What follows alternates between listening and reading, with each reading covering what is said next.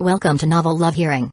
We bring you hundreds of novel audiobooks covering every genre and every kind of story you can imagine. Action? We've got it. Adventure? Absolutely. Horror?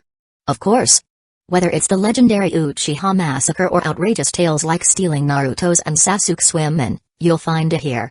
From epic series like One Piece, Bleach, Fairy Tail, and Hunter x Hunter, to countless other adventures, our library has it all.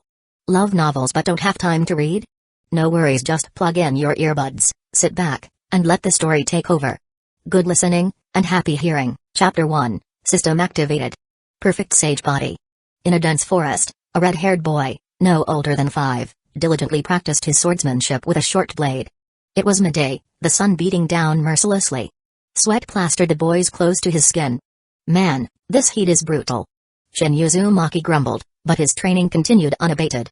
A little sunshine wouldn't derail his pursuit of strength. Shin, there you are. What are you doing out here in this inferno? Trying to fry your brains? A small head popped out from behind a large tree. Kushina Uzumaki skipped towards Shin, her red hair a fiery halo in the sunlight. Shin paused his practice and turned, a wry smile on his face as he looked at the adorable girl. Kushina, now's not really the time for a tea party. Kushina puffed out her cheeks, her pout on full display. Shin, you used to hang out with me all the time. Now you're giving me the cold shoulder. Tears welled up in Kushina's eyes, threatening to cascade down her cheeks. Shin felt a wave of exasperation. Kushina, do you think I'm out here baking in this heat for fun? It's not exactly a picnic. Shin sat down, taking a long pull from his water bottle to rehydrate. Unlike the carefree Kushina, Shin carried a secret burden. He was a transmigrant, reborn into the world of Naruto as a newborn baby. The initial shock of landing in this world, where danger lurked around every corner, had been profound. Fortunately, he wasn't just some random civilian but a member of the Uzumaki clan in a land of whirlpools. But even that was a double-edged sword. It was the period after the First Shinobi World War, before the Second had erupted. The Naruto storyline he knew was still decades in the future. This was the era when the land of whirlpools faced its imminent demise.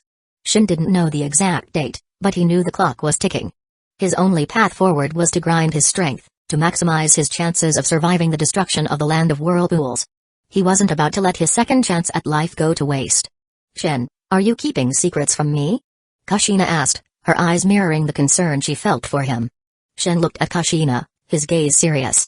Kushina, what if I told you that soon, the land of whirlpools, the Uzumaki clan, will face a disaster unlike any other? Would you believe me? No way, Shin. You're pulling my leg, right? Kushina giggled, taking his words as a joke. Shin shrugged. If even Kushina, who trusted him implicitly, wouldn't buy it, convincing the rest of the clan was a lost cause. The destruction of the land of whirlpools seemed inevitable. He wasn't exactly Mr. Worldwide, no one would take him seriously. Ding, a crisp, mechanical chime echoed in Shin's mind, jolting him. Replication system activated. Greetings, Master. I await your commands. Shin felt a surge of excitement. He had a golden finger. But why now? After 5 years in this world, the system finally decided to wake up? Shin, what's up? Kushina asked, attuned to his every shift in mood. Nothing, Kushina. Just remembered something I gotta do. I'll definitely hang out with you tomorrow. Gotta run for now. Shin sprang onto a tree branch, vanishing in a blur of motion. Kushina's jaw dropped. That speed and agility were beyond most gain in. Shin was hiding some serious skills. Kushina clenched her fists, a playful anger bubbling up. If you ditch me tomorrow, you'll be sorry. She shouted after him. Instead of heading home, Shin made his way to a secluded riverbank to delve into his system's interface. System, lay it on me. What can you do? Shin asked, a mix of anticipation and anxiety in his voice. If this system turned out to be a dud, it would be a major letdown. This system is designated the replication system. It can copy anything, from jutsu to chakra, even Kekkei Genkai. Shin's eyes widened. Madara Uchiha's Rinnegan, Kaguya Otsutsuki's Rin Sharingan. All within his grasp? The various overpowered jujutsu of the Mangekyo Sharingan, Kaguya Otsutsuki's immortality, all those S-rank jutsu and Kekkei Genkai. The possibilities were endless. Hold on, there have to be some strings attached, right? Shin asked, his excitement tempered by a dose of realism. It couldn't be that easy. Affirmative. Replication requires the expenditure of replication cards. These are categorized into common, advanced, and divine levels. Common replication cards can replicate jutsu up to B rank, including B rank jutsu, chakra and physical abilities of Jonin, and so on. Advanced replication cards can replicate jutsu and secret techniques up to S rank, including S rank, chakra and physical abilities of Kage, and common KK Genkai, such as Scorch style and Lava style. Divine replication cards are unrestricted and can replicate any target. Alright, so how do I get my hands on these replication cards? Shin asked, barely able to contain his impatience. There are two primary acquisition methods. First, the system will bestow upon you one replication card annually. The specific category, common, advanced, or divine, is determined by a random variable. The second method involves the completion of missions tailored to your preferences. Upon successful completion, you will be rewarded with replication cards. Missions are optional, and there are no penalties for failure. 1 card per year, not bad at all. Shin mused. His system seemed to be quite the benevolent benefactor. And the missions were optional, with no repercussions for failure? That was a relief. Shin valued his freedom. The last thing he needed was some overbearing system bossing him around. Oh, and system, don't suppose there's a welcome package for new users? Shin asked, a hopeful glint in his eyes. The newbie gift pack was granted to you at the moment of your birth, Master. You should be cognizant of its presence. Shin paused, then ventured a guess. Could it be the Sage Body? The Sage Body was a KK Genkai common to the Uzumaki clan. Every member of the Senju and Uzumaki clans possessed it, but Shin had always felt his was different, more potent. Affirmative. Upon your transmigration into this world, Master, the system bestowed upon you the perfect Sage Body. Shin couldn't contain his elation. A perfect Sage Body, putting him on par with the legendary Hashirama Senju? Hashirama, with his perfect Sage Body and self-developed wood style, had taken down Madara Uchiha, wielder of the eternal Mangekyo Sharingan, and the full-fledged Nine Tails. Did this mean he could achieve Hashirama's level of power? With the system's assistance, surpassing Hashirama and reaching the realm of the Six Paths might not be just a pipe dream. His future was looking brighter by the minute. Chapter 2, Adamantine Chains and 4 Symbol Seal Few. With the system in play, at least I've got a fighting chance in this crazy world. Shin noticed he had 5 replication cards stocked up. He'd been in the Naruto world for 5 years now, and even though the system had been snoozing this whole time, it hadn't skimped on the annual card handouts. Is my luck really this rotten? Shin checked the cards and found they were all common. The yearly card was a random drop. With a bit of luck, he could have scored a divine card. Sadly, fortune didn't seem to be on his side. Not even an advanced card in sight. Let's see what's on the mission board. Shin opened the system's mission interface and found a single quest waiting for him. Survival. Survive the destruction of the land of whirlpools. Reward, 1 common replication card. Failure, no penalty. System, are you kidding me? No penalty for failure? If I fail, I'm dead. Shin couldn't help but complain. Could this survival mission even be failed? Failing meant kicking the bucket, didn't it? And the reward is pretty stingy, too. Master, rewards are commensurate with mission difficulty. This particular mission is not classified as high difficulty.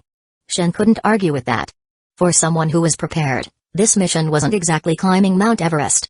In the original story, when the land of whirlpools went kaput, a good number of Uzumaki clan members survived, like Karen's mother, for example. Time to head back. Shin channeled chakra to his legs, leaped onto a tree branch, and vanished in a few swift movements. He lived in a secluded spot, far from the clan's main grounds. It had its perks, mainly peace and quiet. You're finally back, Shin. Kushina was sitting on the steps in front of the house, chin resting on her hands. Her eyes, which had been downcast, lit up when she saw him. Kushina, you haven't been sitting here this whole time, have you? Shin walked over and pulled her up. It was just the two of them living here. A year ago, he had still been living with the clan, but things had happened, and he'd moved out. Kushina had no family left in the clan. Her parents had died in an accident when she was 3. Shin was her only friend, so she came with him. I've been waiting for you forever. If you hadn't come back soon, I would have starved to death. Kushina said weakly. She couldn't cook, so she relied on Shin for meals. Weren't there some snacks left? You could have munched on those. Kushina gave an awkward laugh, her small hands fidgeting with her clothes. I might have finished those already. Alright. I'll whip something up right away. As Shin was about to lead Kushina inside, he heard a faint sound behind him. He turned and saw a middle-aged man with red hair, dressed in shinobi garb, standing a short distance away. The man was expressionless. He held a small bundle, which he tossed to Shin. This is your living allowance. Shin caught the bundle and opened it. Besides money, there were 2 jutsu scrolls. Those jutsu scrolls are your mother's belongings. The elder instructed me to deliver them to you. With that, the man vanished in a swirl of leaves. Mother's belongings. Shin felt a pang of sadness. He unfurled the 2 jutsu scrolls. They contained 2 sealing jutsu, the adamantine sealing chains and the 4-symbol seal. Both were incredibly powerful sealing jutsu, especially effective against tailed beasts. Shin, are you okay? Kushina asked cautiously. Don't worry, I'm fine. I'll make dinner first, and after we eat, we can practice these sealing jutsu together. Shin gave Kushina a reassuring smile. Huh? That's not right. These are your mother's legacy. I can't practice them with you. Kushina shook her head. Kushina, you're my best friend.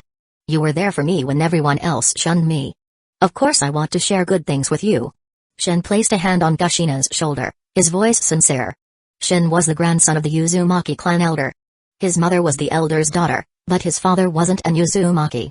Not only was he not an Uzumaki, but he was from the Uchiha clan, once sworn enemies of the Uzumaki. During the Warring States period, the Uzumaki and Senju clans were allies, while the Uchiha and Senju were locked in a bitter feud. Because of their alliance with the Senju, the Uzumaki had clashed with the Uchiha numerous times. Even though the Warring States period was long gone, the animosity lingered. Naturally, Shin's parents' relationship didn't end well. The man returned to the Uchiha clan, and Shin's mother, heartbroken, eventually succumbed to her grief. Shin had heard that the man also died on a mission shortly after his mother's passing. This was the reason Shin wasn't well liked within the Uzumaki clan. Even his grandfather, the clan elder, treated him coldly. Soon, Shin had dinner ready. He was a decent cook, at least good enough for Kushina, who ate with gusto. After dinner, Shin called Kushina over, and they began studying the adamantine sealing chains and the 4-symbol seal. The adamantine sealing chains was a knee-rank sealing jutsu.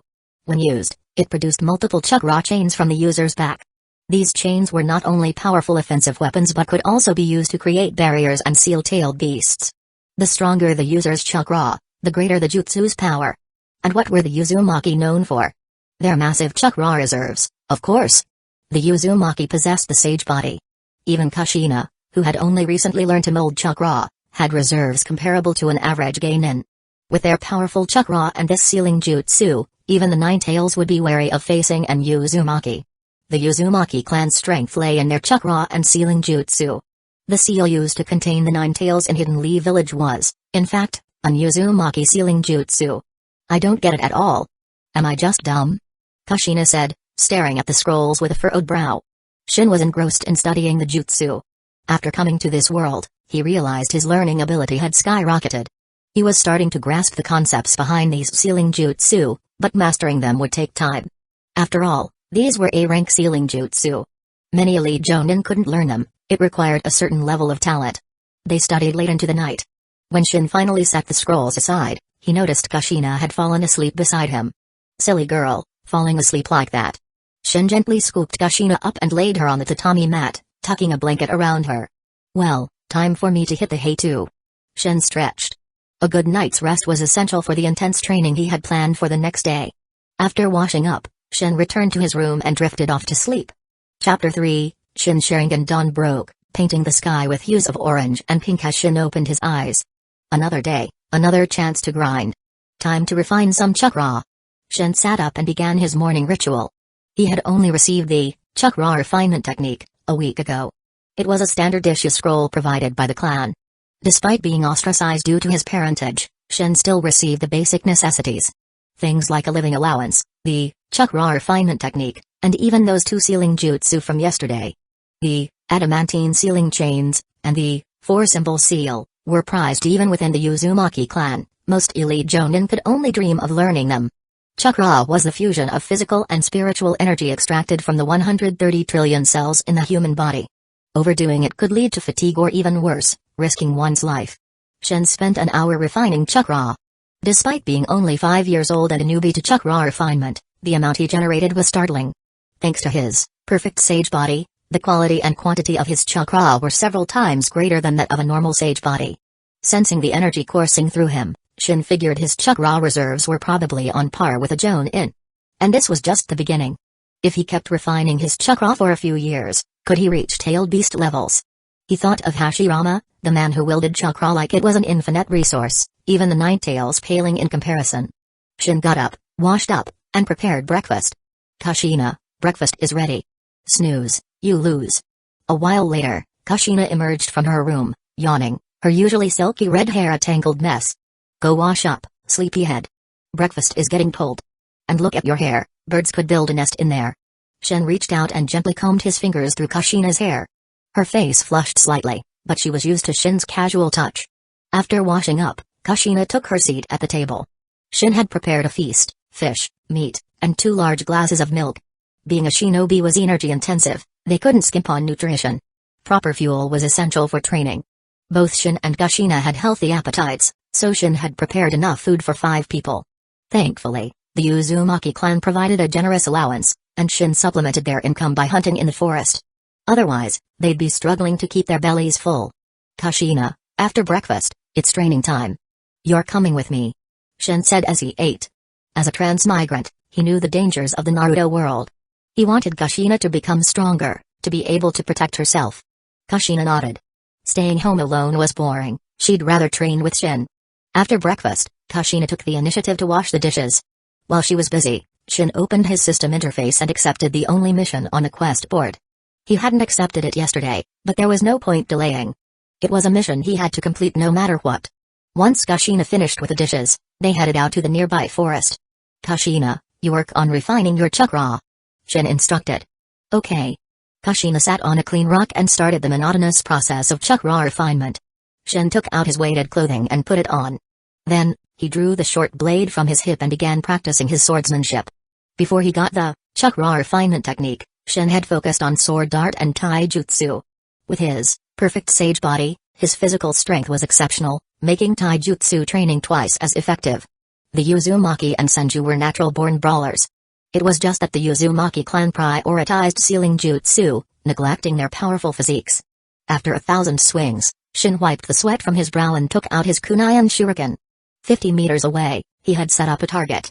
It was crude, but it served its purpose.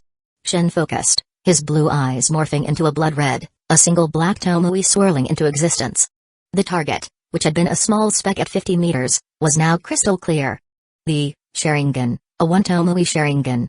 Shin had Uchiha blood flowing through his veins. Awakening the Sharingan wasn't surprising. He had awakened it when his mother died, but he had kept it a secret, even from Kushina. The fewer people knew, the better.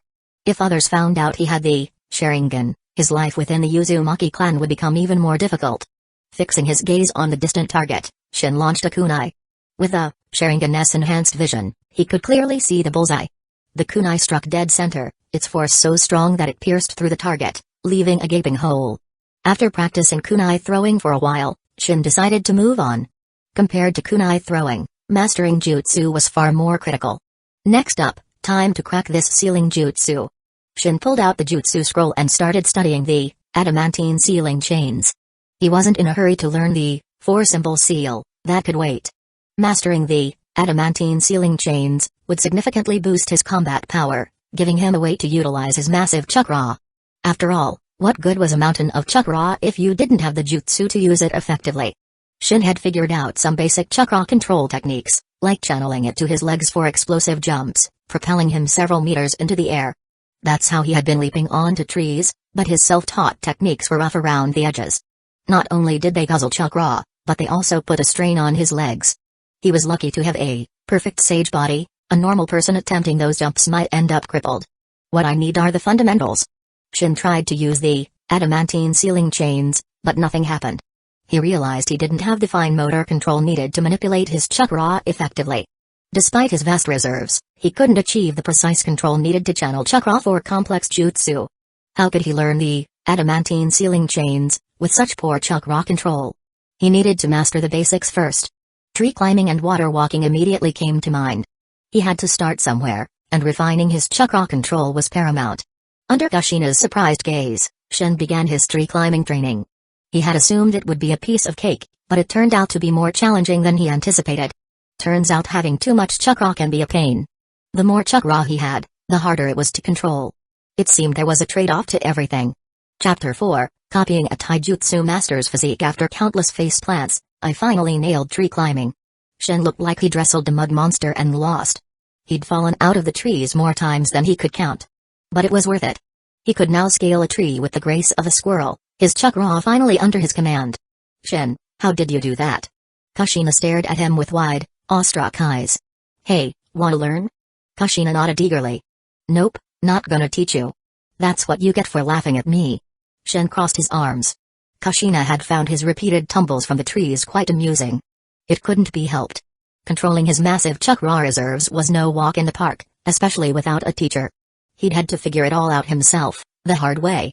He'd mastered tree climbing through sheer stubbornness and a high tolerance for pain. You're so mean, still holding a grudge. Kushina stuck her tongue out at him. By the way, you don't like it when I call you Shin-chan, right? If I learn how to climb trees without using my hands, I'll stop calling you that, deal? It made him sound like a little kid. But Kushina was used to it, breaking the habit would be tough. Kushina called him Shin-chan because he was younger than her. Well, only by 3 days, but still younger. She used to make him call her Big Sis. But as a transmigrant, there was no way he was calling someone his own age Big Sis. Fine. Shin nodded and shared all the tricks he'd discovered. With Shin's guidance and insider knowledge, Kushina mastered tree climbing in just half an hour. The girl was a natural. Shin, I learned way faster than you. Kushina said, a smug grin on her face. It had taken Shin over 3 hours, while Kushina had done it in 30 minutes. But that didn't mean he was less talented. He'd had to figure it out through trial and error, while Kushina had a shortcut, thanks to him. After the tree climbing lesson, Shin led Kushina to a nearby river for water walking practice. Water walking was definitely trickier. Water offered no resistance, one wrong step, and you were taking a dip. Thankfully, Shin's tree climbing experience gave him a head start. He only fell in twice before he was walking, even running, on water. Kushina, on the other hand, wasn't having as much luck. She'd already fallen in a dozen times, much to Shin's amusement. After splashing around for hours, Kushina finally got the hang of water walking. Kushina, you're officially a prodigy. Mastering both tree climbing and water walking at the age of 5, with such precise chakra control. That was prodigy level stuff. Let's go change first. Kushina said, her clothes dripping. They went back, changed, and finally had lunch. It was already 3 in the afternoon. Kushina had stubbornly refused to eat until she mastered water walking, hence the late lunch. After their meal, Shin decided to skip training and headed towards the clan grounds with Kushina. Shin-chan, why are we going to the clan grounds? Kushina asked, surprised. Didn't we have a deal? Shin lightly flicked Kushina's forehead. It's a habit. I'll get better, I promise. Kushina rubbed her forehead, pouting at Shin. Shin chuckled. Breaking that habit was probably going to be an uphill battle. By the way, Shin, why are we going to the clan grounds? You don't usually like going there. They lived outside the clan grounds and rarely ventured in, except when they needed supplies. This wasn't a supply run. Shin wanted to put his replication card to use. As they entered the Uzumaki clan grounds, the atmosphere became livelier. The Uzumaki clan wasn't small, they had over 200 members. It was a far cry from their glory days during the Warring States period, but they were still a force to be reckoned with in any hidden village. Hey, system, when I use a replication card, can I see the target's abilities? How am I supposed to copy something if I don't know what they can do? That is for you to determine, Master. This system does not possess such functionality. Fortunately, he had some knowledge of the Uzumaki clan ninjas. He pulled Kushina towards the clan's training grounds. The training grounds were vast, almost everyone in the clan trained there. Shin ignored the Geinin and Chunin, his eyes scanning for Jonin. The Uzumaki clan had its fair share of Jonin, a large clan like theirs couldn't survive without them. But finding a Jonin in this crowded training ground was like finding a needle in a haystack. Even if they came here to train, they'd likely find a secluded spot. Common replication cards could copy the chakra and physical abilities of a Jonin at most, so Shin needed to find one to maximize his gains. Bingo! Shin spotted someone he knew, an Uzumaki Jonin who specialized in taijutsu. System, use a common replication card to copy Uzumaki Hikaru's physique. Physique encompassed strength, speed, stamina, agility, and flexibility. He could copy each attribute individually, but that would be a waste of a precious replication card. In an instant, Shin felt his body swell. His bones hardened, his muscles tightened, all thanks to an unseen force. He felt lighter, more agile. This power is insane. Shin threw a punch, the force generating a sharp gust of wind. He was at least 7 or 8 times stronger than before. With his perfect sage body, Shin was already freakishly strong. Now, with this boost, he felt like he could punch a tree in half. System, does the copied strength stack with my original strength? Shin asked a crucial question. Affirmative. Copied attributes are additive to your existing capabilities. Shin's eyes lit up. If he could keep stacking attributes, why bother learning jutsu? If he could stack his physique to the level of Might Guy using the 8 inner gates, he'd be unstoppable with taijutsu alone. System, can I keep stacking with no limits? Your limitations are defined by the number of replication cards at your disposal, Master. As long as you possess replication cards, you can continue to copy and enhance your physique. Chapter 5, The 7 Chakra Nature. Shin, what are you daydreaming about? Kushina nudged Shin, snapping him out of his trance. His conversation with the system had been a mental one, so to Kushina, he just seemed spaced out. Nothing much. Shin replied with a grin he couldn't quite suppress. Liar. You wouldn't be grinning like that if it was nothing. Something good must have happened. Fine, keep your secrets. Kushina huffed, pouting. Shin shook his head, his smile fading. He realized his earlier plan had been a bit too ambitious. Just as the system had said, his progress was limited by replication cards. Even with dozens of common cards, he wouldn't be able to stack his physique to Might Guy's 8 inner gates level. Besides, he'd never wanted to be a one-trick pony, specializing only in taijutsu. Being well-rounded was the key to minimizing weaknesses. Specializing in one area made you an easy target. Uzumaki Shin, is that you? Uzumaki Hikaru, the jonin whose physique Shin had just copied, looked over. A jonin's senses were sharp. Hikaru had noticed Shin staring at him. He had no idea that the physique he'd spent over a decade honing, enduring countless hardships to achieve, had been duplicated in an instant. Shin's system was truly broken. It allowed him to gain the fruits of someone else's labor without putting in the work. If Hikaru knew, he'd probably want to strangle Shin. But even without knowing, Hikaru wasn't exactly thrilled to see Shin. They had a history. Or rather, Shin had a history with Hikaru's son. Back when Shin was still living in the clan grounds, he'd had a run-in with a boy. Shin had broken the kid's leg, putting him out of commission for 3 months. Hikaru had been furious, ready to tear Shin apart.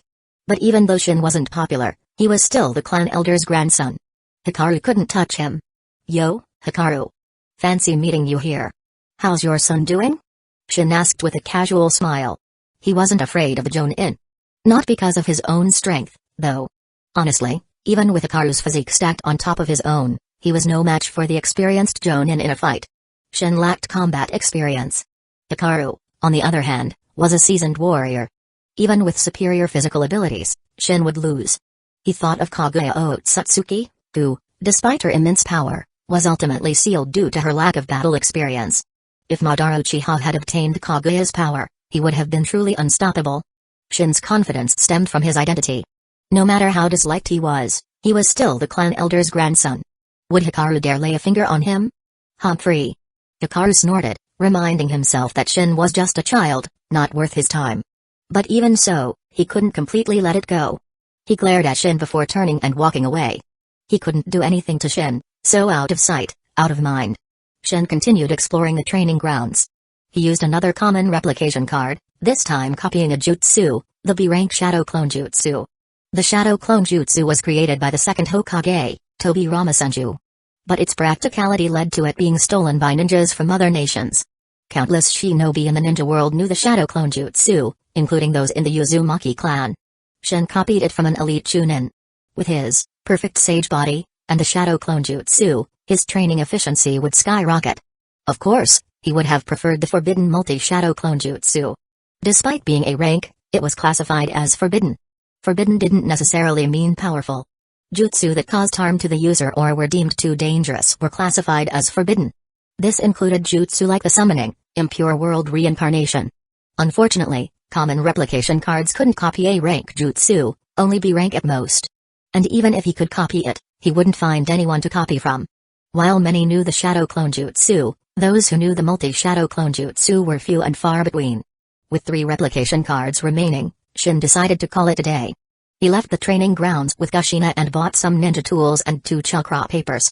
Chakra papers were used to determine a shinobi's chakra nature. There were 7 chakra natures in total: wind, lightning, water, fire, earth, yin, and yang.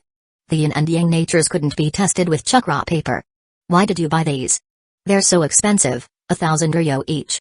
Kushina looked at the papers with distress. These are chakra papers. They tell you what kind of chakra you have. Here, try it.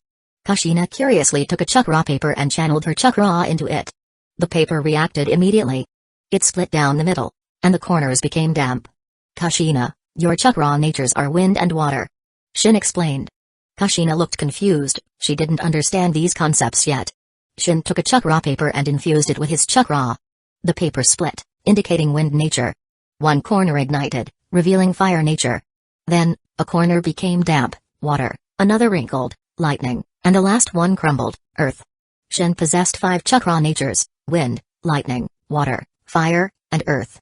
Yin and Yang couldn't be detected with the paper, but with his perfect sage body, he definitely had Yang. And he also had the Sharingan, a manifestation of Yin style, suggesting he likely possessed Yin nature as well. This meant he might have all 7 chakra natures. That was definitely something to be excited about. Whoa, 5 transformations. You have 5 chakra natures. Shin smiled faintly, choosing not to mention Yin and Yang for now. It was getting late. They returned home before dark. Shin put away the ninja tools he'd bought and started preparing dinner. Kashina, what do you want to eat? Hee, anything you make is delicious. Shin smiled and decided to make a hearty meal. They'd had a long day of training and needed to replenish their energy. It was especially important at their age to eat nutritious food to support their growth and development. After a satisfying dinner, Kashina, exhausted, washed up and went to bed. Shin, however, continued studying the adamantine ceiling chains. Chapter 6, Disaster Strikes the Land of Whirlpools. Half a month passed in the blink of an eye. Shin had made significant progress, mastering the adamantine ceiling chains. Thanks to the shadow clone jutsu, he could create over a dozen clones to study simultaneously. Even without a teacher, he managed to learn the jutsu on his own. Rasengan. Shin focused on the large tree before him, a rapidly spinning sphere of chakra forming in his hand. He thrust his hand forward, smashing the Rasengan into the tree trunk. Boom. Wood splintered and flew as the massive tree, one that would take 2 people to encircle, was pierced straight through, leaving a gaping hole with spiral patterns etched into its edges, a testament to the rotating chakra's power. If that hit a person, it would go right through them, no problem. Shin was more than satisfied with the Rasengan's destructive power. A rank jutsu are no joke.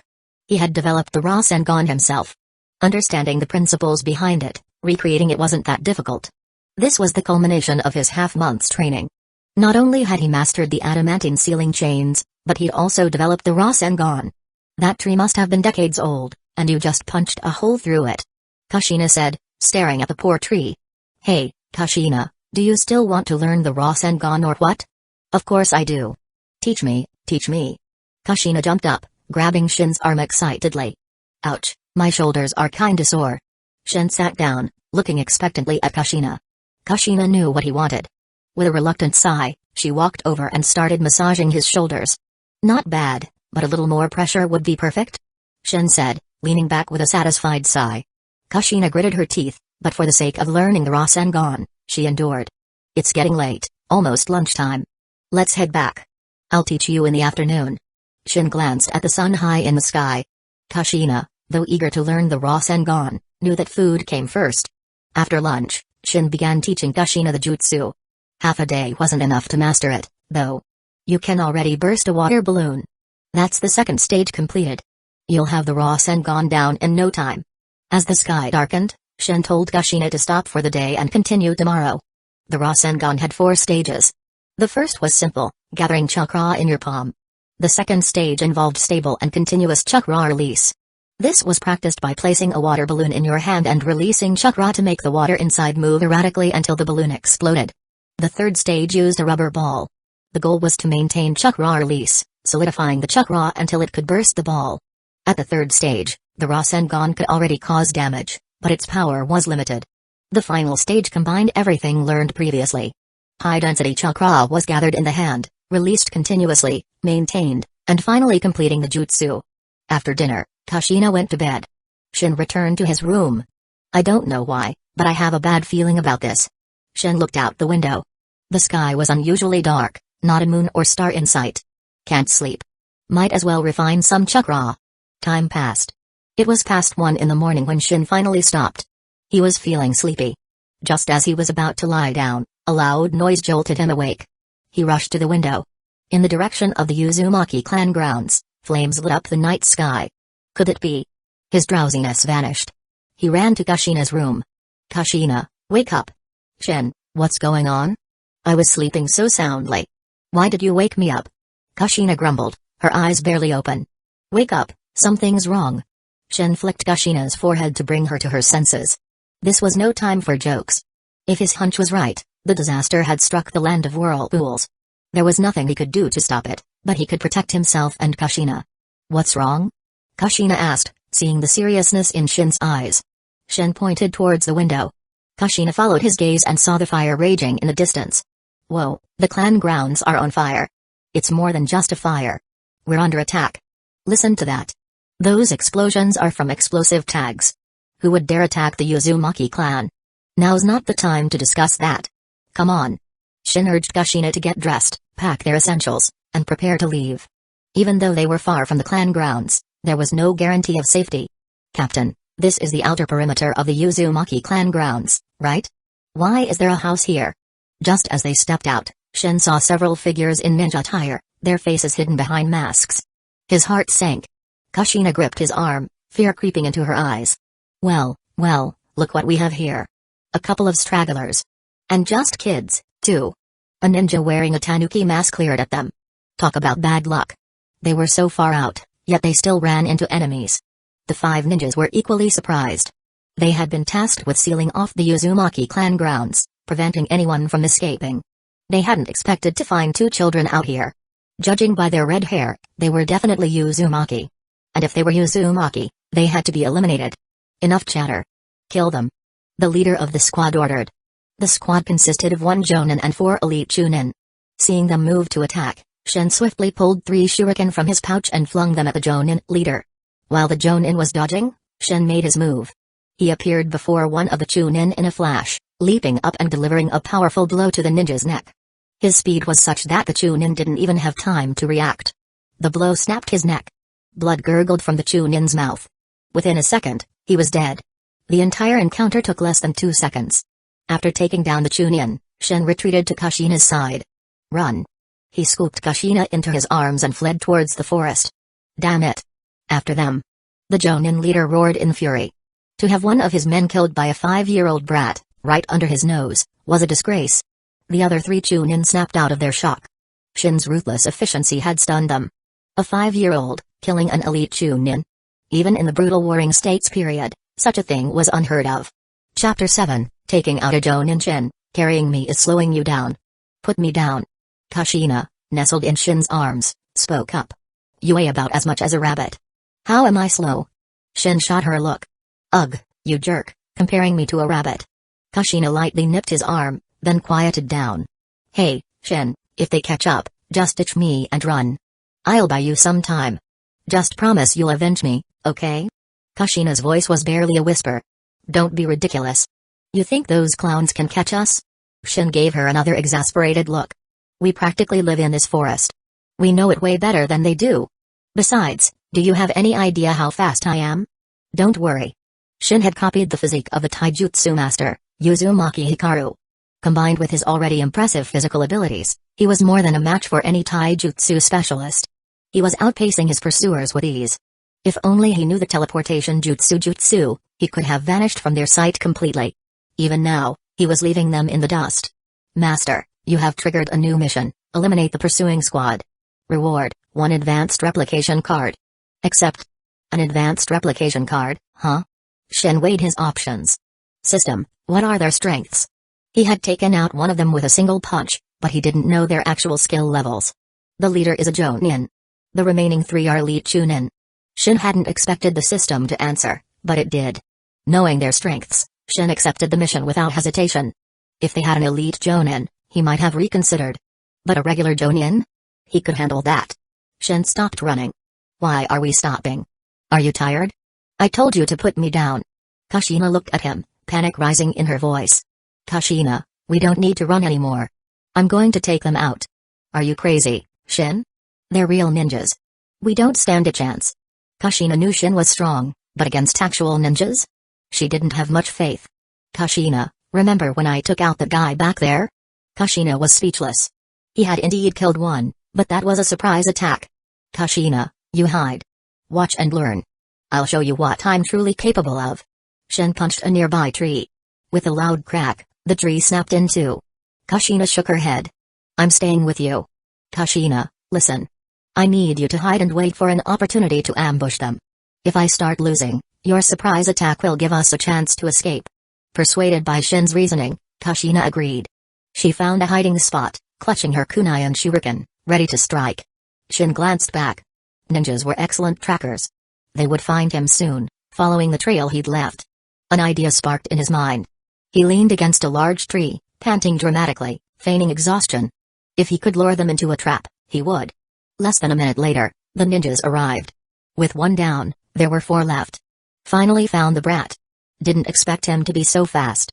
One of the Chunin remarked. They were exhausted from the chase. Captain, where's the girl? The Jonin leader scanned the area. Kushina had concealed herself well. In the darkness, the Jonin couldn't find her. She must have run off. Let's deal with this kid first. The Jonin drew his sword, approaching Shin slowly. Shin had killed one of his men right in front of him. He would avenge this humiliation personally. Shin watched the Jonin approach, a glint in his eyes. He'd hoped to ambush a Chunin, but having the Jonin come to him was even better. Little brat, out of steam, are you? Time to die. The Jonin grinned cruelly, his expression hidden behind his mask. As the Jonin lunged with his sword, Shin activated his Sharingan, and sprang into action.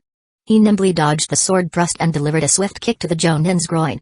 With Shin's speed and close proximity, even an elite Jonin wouldn't have been able to dodge. The Jonin had been careless. Even though Shin had killed one of his men, he was still just a child. The Jonin had underestimated him. The result was inevitable.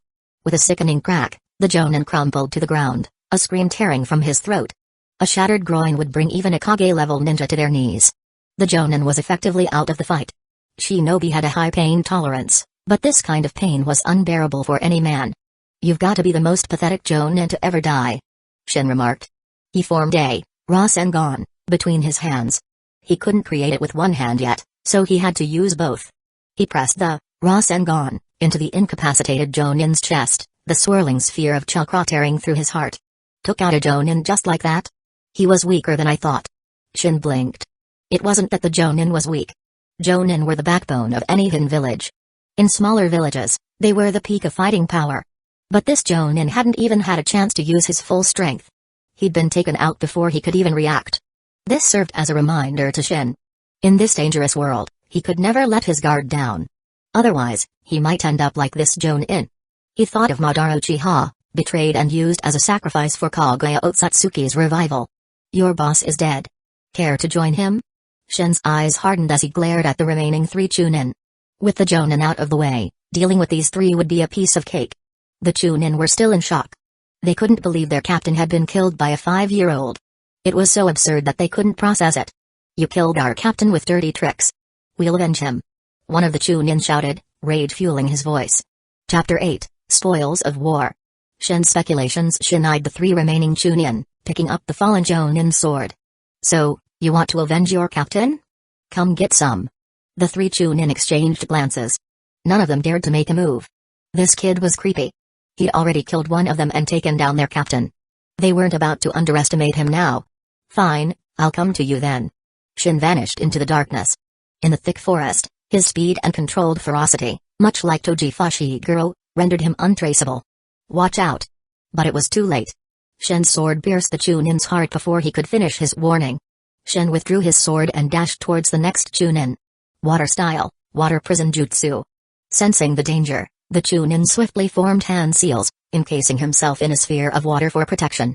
The water prison jutsu was a C-rank jutsu that could trap enemies or be used defensively. You think that can stop me? How naive. Shin channeled chakra into the sword, enhancing its piercing power. The water prison shattered like a fragile bubble as the sword plunged through, impaling the Chunin's heart. Another one down. Just one left. Shin looked at the last Chunin. Killing these elite Chunin was starting to feel like swatting flies. Kakashi graduated and became a Genin at 5, and everyone called him a genius. I'm 5, and I'm wiping the floor with elite Chunin. What does that make me? A prodigy? A monster? Shin muttered to himself. Monster. You're a monster. The last Chunin pointed at Shin, his eyes wide with terror. He turned and fled. You're the monster. And you're not getting away. Shin stomped on the ground, creating a small crater. He shot forward like an arrow, chasing after the fleeing Chunin. This guy was crucial to his mission. Shin couldn't let him escape. And for his and Kushina's safety, he couldn't leave any witnesses. Die. Shin quickly caught up, swinging the sword. It wasn't ideal for slashing, but with Shin's strength, it would cleave the Chunin in two. The sword connected, and just as Shin relaxed, the figure he'd struck transformed into a log. A substitution jutsu. Substitution? Shin hadn't expected the Chunin to use a substitution jutsu at the last moment. Adamantine sealing chains. Chakra chains erupted from Shin's back, snaking through the forest and ensnaring the fleeing Chunin. Constrict. The chains tightened, tearing the Chunin apart. Shin's face paled as he looked at the gruesome sight. He quickly turned away. He was used to blood, having hunted animals in the forest. He hadn't felt anything when he killed the first Chunin. The next few deaths had caused a slight ripple in his emotions, but this last one. This was too much. The chakra chains dissipated. Shin leaned against a tree, gagging. He swore he'd never use the chains like that again. It was too brutal, even for him. Congratulations, Master. Mission complete. You have been awarded one advanced replication card. Phew, finally got the reward. Shin composed himself and called out to Kushina. Come out, Kushina. It's over. Kushina emerged, looking bewildered. It was over? It was too dark, and she didn't have the Sharingan. She hadn't seen anything. She walked over and saw the Jonin's body. Shin, how did you do it? Doesn't matter. Let's see what loot we got. Shin started rummaging through the Jonin's pouch while Kushina stood back, a little scared. Even though the ninjas were dead, she was still frightened. It was a good thing she hadn't seen the Chunin Shin had torn apart with the chains. She might have fainted. Shin found several explosive tags, a valuable commodity. There were also kunai, shuriken, and 2 jutsu scrolls. B-rank water style, water dragon jutsu and water style, hiding in mist jutsu. Shin frowned. These jutsu gave him a clue about the attackers' identities. They were likely from Hidden Mist Village. Looks like Hidden Mist Village is behind this attack on Hidden Eddy Village. Only the 5 great nations had the strength to attack the Uzumaki clan. Hidden Leaf Village was an ally, they wouldn't be involved. Hidden Sand Village and Hidden Stones Village were too far away, attacking Hidden Eddy Village would be logistically impractical. That left Hidden Clouds Village and Hidden Mist Village, both of which could launch attacks from the sea. Hidden Mist Village's involvement was confirmed. He wasn't sure about Hidden Clouds Village, though. If there was one village with the most ambition, it was Hidden Clouds Village.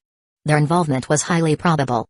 After all, the Uzumaki's sealing jutsu were something Hidden Clouds Village would covet. No, not just Hidden Clouds Village, every village would want them. Possessing powerful sealing jutsu that others feared and desired, yet lacking the strength to defend themselves, was the reason for Hidden Eddy Village's downfall. Having something valuable without the power to protect it was a recipe for disaster, no matter the world. I wonder if Hidden Leaf Village had a hand in this. Shin was suspicious of their supposed ally. After all, Hidden Leaf Village had Denzo. To think Denzo wouldn't be interested in the Uzumaki's sealing jutsu was laughable. Shin shook his head, pushing those thoughts aside. He collected the pouches of the other 2 Chunin and left with Kushina. He left the last Chunin's pouch where it was. The sight was too gruesome, he'd lose his appetite if he looked at it. He led Kushina to a small stream in the forest, the same one where they had practiced water walking. Are you tired? If you are, get some sleep. We're safe now, Shin said. Kushina shook her head. After everything that had happened, sleep was the last thing on her mind. Chapter 9, The Fall of the Uzumaki Clan. Survivors Shin, I'm worried. Kushina's voice was filled with anxiety. She was smart. If they had encountered enemies so far from the clan grounds, she could only imagine the horrors that must have befallen Hidden Eddy Village. Worrying won't change anything. Shin shook his head. Despite not being well liked, he had received his due within the clan. He didn't want to see the Uzumaki clan destroyed. But he was powerless to stop it. He had known about the impending disaster, but who would have believed him? Besides, he didn't know when it would happen. Even if people believed him, they wouldn't have been able to prepare. The enemies had targeted the Uzumaki clan. Their attack was swift and brutal. In the original story, Hidden Eddy Village fell before Hidden Leaf Village could even send reinforcements. As for him saving the clan, don't make him laugh. He wasn't going to get cocky just because he'd taken out a Jonin. Going there would be suicide. They sat by the river, Kushina leaning against Shin. Shin was a transmigrant, his body was that of a 5-year-old, but his mind was not. Kushina, however, was just a 5-year-old girl. Even though children in the ninja world matured quickly, the events of the night had shaken her to her core. Only in Shin's arms did she feel a sense of security. Shin, promise me you'll never leave me. Kushina looked up at him, her eyes pleading. She was terrified. When Shin had faced those ninjas, she had been so afraid he would be killed. She was relieved he was okay. If he hadn't been, she didn't know if she would have had the courage to go on. The thought of being alone was unbearable. I promise, Kushina. I'll never leave you.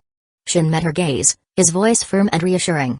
Kushina hugged him tightly, burying her face in his shoulder.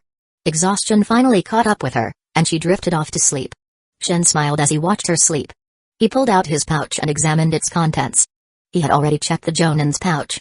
Besides ninja tools and 2 jutsu scrolls, there were some soldier pills and rations. He opened the pouches of the 2 chunin, kunai, shuriken, even senbon. More soldier pills, rations, and a few explosive tags. Explosive tags were valuable, but expensive. Their blast radius was small, but their destructive power was significant. He also found a jutsu scroll containing the chakra refinement technique and the basic Academy 3. The Academy 3 consisted of the substitution jutsu, transformation jutsu, and clone jutsu. They were the most basic E-rank jutsu. But basic didn't mean useless. The transformation and clone jutsu were easy to see through. Clones created with the clone jutsu couldn't attack, they were no match for shadow clones. The substitution jutsu, however, had its uses. It allowed for a quick swap with another object, useful for dodging attacks. The Chunin had used it to escape Shin's attack. Of course, as the most basic jutsu, it wasn't invincible. Its effectiveness depended on the user. The substitution jutsu allowed the user to swap with another object, but it wasn't space-time ninjutsu. It relied on speed. So, it was less effective against stronger opponents who could easily see through it. It was just an E-rank jutsu, it couldn't compare to something like Sasuke Uchiha's Minute. Shin studied the Academy 3. He was a genius, it didn't take him long to master these simple jutsu. Hours passed. Dawn arrived, the sun peeking over the horizon. The warm sunlight seemed to dispel the darkness and gloom. Kushina woke up, rubbing her eyes. She looked around frantically, calming down only when she saw Shin. Morning. Have something to eat. Shin handed her some dried meat. It was part of the food they had hastily packed before fleeing their home. I'm not hungry. Kushina said, shaking her head. It wasn't that she wasn't hungry, she simply didn't have the appetite. You have to eat. We need our strength in case we run into danger. Persuaded by Shin, Kushina ate a few pieces of meat. I sent out shadow clones to scout. The invaders have left. Shin informed her. He had sent out 10 shadow clones to gather information. The invaders had left around 4 in the morning. And Shin knew they were safe now. Because the system had awarded him the common replication card for completing the survival mission. They left? What about the clan grounds? Kushina's face lit up, but then her expression turned to worry. Shin shook his head, remembering the images his shadow clones had sent back. It was a bloodbath. He didn't know if there were any survivors. His clones hadn't found any. Kushina's heart sank. She knew it wasn't good. But as long as Shin was okay, she didn't care about the rest. After resting for a while, Shin and Kushina left the forest and headed towards the clan grounds. They could smell the stench of blood from a distance. Kushina, don't be scared. Shin said, holding her trembling hand. Kushina nodded bravely and continued walking. But when they finally reached the clan grounds and saw the carnage, Kushina threw up. Even though Shin had seen the images through his shadow clones, the sight still made his stomach churn. Over 200 Uzumaki, practically all dead. The blood. It was truly a river of blood. And it wasn't just the blood of the Uzumaki. There must have been casualties among the invaders as well, though their bodies were nowhere to be seen. They must have taken their dead with them. Kushina, are you okay? Kushina shook her head, the meager breakfast she'd eaten now gone. The scene was too horrific. Shin, our clan. The Uzumaki clan is gone. Shin said with a sigh. His desire for strength intensified. In this world, without power, this was the consequence. If the Uzumaki clan had someone like Hashirama Senju or Madara Uchiha, would they have met such a fate? Crack. A faint sound, but Shin's sharp ears picked it up. He looked towards the source. Who's there? Don't kill me. A young girl's terrified voice. Then a scream, followed by silence. Red hair. A survivor? Shin pulled Kushina towards the sound. A girl their age lay unconscious in a pool of blood in front of a burned-out house. There was a cellar nearby. She must have hidden there to survive. She must have made a noise while climbing out, alerting Shin. Then, the sight of the destruction must have been too much for her. Chapter 10, Hidden Leaf Village's Reinforcements, Tsunade Vetsu Uzumaki Akiko. Kushina said, surprised, as she looked at the unconscious girl. Oh, you know her? Shin didn't recognize the girl, but it seemed Kushina did. We've met a few times, But we're not close. Kushina was only really close to Shin. She knew other kids in the clan, but they weren't friends. A short while later, Akiko woke up. She looked around in a panic, but calmed down when she saw Shin and Kushina's red hair. Red hair was a trademark of the Uzumaki clan. Of course, there were exceptions, like Choji Akimeki's father, Choza, who also had red hair. But most people associated red hair with the Uzumaki. Who are you? Akiko didn't recognize Shin and Kushina. She guessed they were Uzumaki survivors, but it was better to be safe than sorry. It wasn't surprising that she didn't know them. Shin and Kushina lived far from the clan grounds. Even when they had lived within the clan, they hadn't interacted much. Shin had never even seen Akiko before. Same as you. Shin replied simply. Akiko fell silent, her eyes filled with sadness as she looked at the destruction around her. Tears streamed down her face as she thought of her parents. Should we comfort her? Kushina asked Shin. How? Let her cry. She'll have to rely on herself from now on. Being strong is better. Shin shook his head and sat on a nearby rock, contemplating their future. He had two choices, leave with Kushina and live a life on the run, or wait for Hidden Leaf Village's reinforcements and go with them to Hidden Leaf Village. He glanced at Kushina and made up his mind.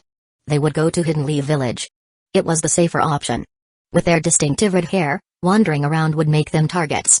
And as two young children, where could they even go? It would be incredibly difficult. Going to Hidden Leaf Village offered safety and security. As long as they didn't draw too much attention to themselves, they would be fine. Especially with Uzumaki Mito still alive. Even the scheming Denzo wouldn't dare try anything. In Hidden Leaf Village, Shin could also learn the basics of being a shinobi, which were essential. Hidden Leaf Village was the best choice. But if they went there, he would have to change Kushina's fate as the Ninetales Jinchuriki. He didn't want that for her. The Ninetales' power was immense, a great asset if used correctly, but it was also a ticking time bomb. And being the Ninetales Jinchuriki meant a life under constant surveillance, with Anbu watching your every move. As for himself, Shin never wanted to become a Jinchuriki. He simply didn't need the Ninetales. With his perfect sage body, once he grew stronger, he could take on the Ninetales single-handedly. And with his Sharingan, he could probably subdue the beast with a glance. With the system at his disposal, why would he need the Ninetales? But most importantly, he didn't want something else living inside him. It was an unsettling thought. Shin's gaze shifted to Akiko. It wasn't just him and Kushina anymore, there was another Uzumaki survivor to consider. Kushina, come here. I need to talk to you. Kushina, though curious, walked over. Kushina, Hidden Leaf Village's reinforcements might arrive soon. They might take us to Hidden Leaf Village. If we go, remember, don't stand out too much. Shin advised. When choosing a Jinchuriki, they would look for someone with talent. Standing out too much might attract the attention of the third Hokage, Hiruzen Sarutobi, and the shadowy Denzo. Hiruzen would be fine, but Denzo? That was a different story. Kushina didn't understand why Shin was saying this, but she nodded, committing his words to memory. Another day passed. The sun began to set, casting long, eerie shadows over the blood-soaked ruins of Hidden Village. Thump. Thump. Thump. Footsteps. Shin's senses went on high alert. His left hand went to his pouch, gripping an explosive tag. His right hand held a katana. He was a bit small to be wielding a katana, but he had found it among the debris. It had a few chips, but it was still usable. Kushina moved closer to Shin, and Akiko, frightened, huddled next to them. 3 kids. A woman with striking blonde hair and cold eyes approached them. Despite her beauty, her expression was intimidating.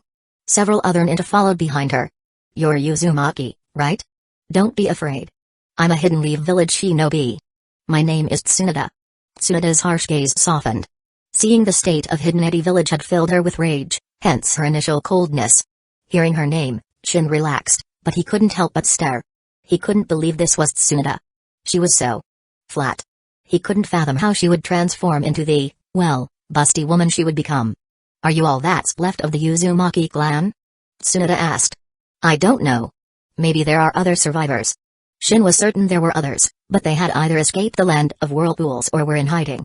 Let's search the area. See if we can find anyone else. Damn it, if I find out who did this, I'll... Tsunade's killing intent flared. The Uzumaki were her grandmother's people. They had a long-standing alliance with the Senju clan. During the Warring States period, the Uzumaki had fought alongside the Senju against the Uchiha. Tsunade was furious, but it was useless now. She had rushed to the land of whirlpools as soon as she received the news, but it was too late. The enemy had annihilated the Uzumaki clan in a single night. They must have planned this for a long time. Shin couldn't help but roll his eyes at Tsunoda's tough talk. Empty threats were so childish. Unfortunately, Tsunoda caught his expression. She glared at him. This little brat was looking down on her? Hey, brat, what was that look for? What look? Shin feigned innocence. Don't play dumb. I saw you. You were totally dissing me. Shin wanted to nod, but he thought better of it. Tsunoda was known for her temper, she might just punch him. Nope, not me. You must be mistaken. Shin denied, maintaining his facade of innocence. Chapter 11, Leaving the Land of Whirlpools. Journey to Hidden Leaf Village, but she couldn't exactly punish him for that. She wasn't going to beat up a child, no matter how infuriating he was. Suddenly, Tsunoda chuckled. Tsunoda glared at Shin. The little punk was clearly looking down on her, yet he denied it. You've got guts, kid. Recovering from your clan's destruction so quickly. She placed a hand on Shin's head, ruffling his hair with more force than necessary. As she messed up his hair, she realized how soft it was. It was almost addictive. Looking at his cute little face, she couldn't resist pinching his cheek. So soft, so adorable. Kushina, seeing Tsunoda manhandling Shin, yelled. Hey, stop that. Shin wasn't happy either. Tsunoda might enjoy pinching his cheek, but he found it extremely annoying. Having his face pinched by a woman? Humiliating. Get your hands off me. I don't like being touched by men. Shin said, scowling. Men? Tsunoda froze. Was he blind? Where did he get the idea that she was a man? Kid, you need to get your eyes checked. I'm a woman, not a man. Tsunoda said through gritted teeth. Ha. I may be young, but I know the difference between a man and a woman. You don't exactly scream woman to me. Shin's eyes drifted towards her chest, his expression a mix of disdain and disbelief. Tsunoda's face flushed red. This brat was deliberately mocking her. Princess Tsunoda, we found 2 survivors. Tsunoda, about to give Shin a piece of her mind, glared at him one last time before turning towards the newcomers. 2 males, one around Shin's age, the other in his 20s. Both Uzumaki survivors. Shin recognized the boy. Uzumaki K, long time no see. How's your leg? Shin gave Kai a sly smile, which earned him a glare filled with anger and a hint of fear. Kai was the son of Uzumaki Hikaru, the taijutsu master whose physique Shin had copied. Shin had broken the boy's leg during their previous encounter. He hadn't expected Kai to survive the destruction of the clan. The kid was lucky to be alive. Tsunoda's eyes flickered between Shin and Kai. There was definitely bad blood between these two. But she wasn't interested in getting involved in a squabble between kids. She turned to the older Uzumaki. What's your name? I'm Uzumaki Hikaru. A jonin of the Uzumaki clan. Do you know who attacked the clan? Tsunoda asked. I don't know. I was scared, so I hid right away. I don't know what happened after that. Hikaru hung his head in shame, earning a scornful look from Tsunoda. This guy was older than her, yet he was a coward. When his clan was in danger, he hid like a rat. Tsunoda wasn't even as old as this Hikaru. Despite calling Shin a kid, she was only 16. But in the ninja world, 16 wasn't that young. During the Warring States period, people were already married with children at that age. Tsunoda ordered her men to continue searching for survivors while investigating who was behind the attack. Judging by the water damage and the traces of lightning style, she had a pretty good idea. If her suspicions were correct, there wasn't much she could do. Kid, what's your name? Tsunoda asked Shin. Shin was getting tired of being called kid. Too bad he couldn't beat Tsunoda in a fight. He estimated her strength to be at elite jonin level, definitely stronger than him. I'm Uzumaki Shin. And don't call me kid. You'll regret it when I'm stronger than you. Regret it? Hey, I'll be waiting for that day. Tsunoda said with a smirk. Shin snorted. She might be looking down on him now, but she'd sing a different tune when he surpassed her. Shin, I'm hungry. Kushina tugged at his sleeve. Shin took out some dry rations and jerky. It wasn't much, but it would fill their stomachs for now. 3 days later, the bodies of the Uzumaki clan members were buried, including Shin's grandfather, the clan elder. Seeing his grandfather's body, Shin felt a strange mix of emotions. He hadn't been close to the man, they had barely interacted. But he still felt a pang of sadness. After the burial, they set off for Hidden Leaf Village with Tsunoda. Shin carried a katana strapped to his back. It was over 3 feet long, with a simple gold design on the hilt. He had found it in the Uzumaki clan shrine. It was incredibly sharp, able to slice through stone with ease. He hadn't tested it on steel yet, though. They sailed towards the Land of Fire. Shin stood at the stern, watching the land of whirlpools disappear over the horizon. Kushina stood beside him. They didn't know when they would return. Feeling sad to leave? Shin and Kushina turned to see Tsunade standing behind them. Kushina puffed out her cheeks, glaring at Tsunade. Shin was also keeping his distance from Tsunade. The woman was relentless, constantly ruffling his hair and pinching his cheeks. He was annoyed, but he didn't want to reveal his strength, so he hadn't resisted much. He wondered if she had some weird fetish. Kushina's reason for disliking Tsunade was simple. She hadn't even ruffled Shin's hair or pinched his cheeks. Yet this woman was doing all the things she hadn't done. It felt like Tsunade was stealing Shin away from her. When you get to Hidden Leaf Village, think of it as your new home. In time, you'll forget all the unpleasantness. Humphrey, we don't need your comforting words. Come on, Shin. Kushina glared at Tsunade and dragged Shin into the cabin. This woman was the source of all her unpleasantness. That little brat. Tsunade noticed the hostility. Could she be jealous? Does she like Shin? Tsunade wondered. Kids these days, maturing so fast. That girl's only 5, right? Chapter 12, Ambush on the road. Shin, stay away from that woman from now on. Kushina said seriously once they were inside the cabin. Yeah, no arguments here. Shin wasn't keen on being manhandled and unable to retaliate. It was infuriating. He'd get her back when he was stronger. For now, he'd steer clear of Tsunade and her vice-like grip. His cheeks were still sore. Just wait, Tsunade, Shin thought darkly. Hours later, the ship finally reached the shore. Kushina, pale and nauseous, leaned heavily against Shin. Shin, I don't feel so good. My head is spinning. Shin supported her, surprised that she was seasick. It was probably because this was her first time on a ship. We're here, Kushina. Hang in there. TSK, getting seasick? How embarrassing. Tsunade quipped, arms crossed. Kushina's open hostility had irked her. She didn't want to stoop to the level of a child, but seeing Kushina's pathetic state, she couldn't resist a jab. I am not seasick. Kushina weakly shook her head, trying to maintain a defiant front despite her nausea. Tsunade merely clicked her tongue. Continuing this squabble with a child was beneath her. Let's rest for a bit before we continue.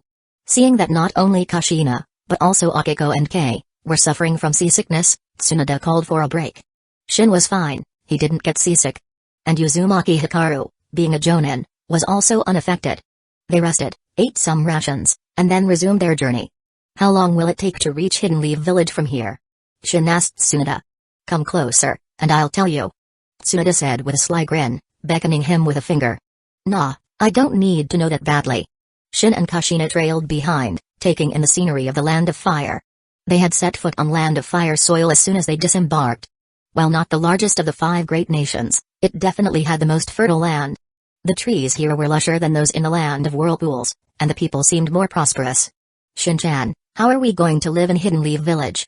Kushina asked, her voice laced with worry. Same as always. Don't stress, Kushina. And please, stop calling me Shin-chan. Shin patted her head reassuringly. Kushina felt a wave of warmth. She was apprehensive about this unfamiliar place called Hidden Leaf Village, but with Shin by her side, her fears seemed to melt away. As long as she was with Shin, it didn't matter where they were.